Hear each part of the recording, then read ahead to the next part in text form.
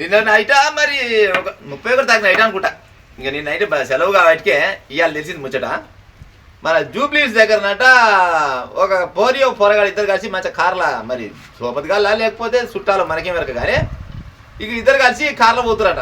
కార్లో పోతుంటే అటే ఇంకా బాలకృష్ణ ఇల్లు ఉందిగా, ఆ బాలకృష్ణ ఇంటి దగ్గరకి రాగానే మరి బ్రేక్ ఫెయిల్ అయిందా లేకపోతే మరి ఈయనే ఏమన్నా కాయిస్కి వేసిండో మనకు తెలియదు కానీ పోయి ఒక దాంతో అలిగిరట.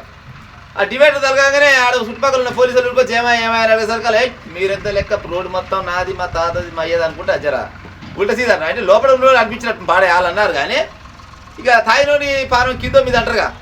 ఆ పోలీసులు ఏమో తిట్టిరట. తిట్టేసరికి ఇంత పనుకున్నాను కొనవి లోపల వేసిరట. లోపల వేయగానే పొద్దున కొనవి ఆ కోర్టులు వేసిరారు. కోర్టులో చెప్పేసరికి కోర్టులో ఒక తీర్మానం చేసినట్టు. ఇక రేపటి నుంచి కిసోన్ పని కూడా చేయకూడదు నాకు తెలిసి కానీ మీరు పంపిస్తాం, బెయిల్ ఇస్తాం, బెయిల్ దొరుకుతుంది మీకు. కానీ రోజు 2 గంటల పాటు పోలీస్ స్టేషన్కి పోవాలి. పోలీస్ స్టేషన్కి పోయి ఆడ వస్తువుల పోతులకు అందరూ మర్యాద చేయాలి మీరే. ఒకవేళ కనుక మేము చెప్పిన మట్టు వినకుంటే మళ్ళీ కొన్ని లోపడేస్తామని చెప్పిరట. ఏం మర్యాద చేయాలి సార్ అని అడిగితే ఎంతమంది కేసులు పట్టుకొని వస్తారో ఎంతమంది పంచాయతీలు వస్తారో వాళ్ళందరికీ మంచి నువ్వే చూసుకోవాలి, వాళ్ళ దగ్గర ఫిర్యాదు నువ్వే చూసుకోవాలి.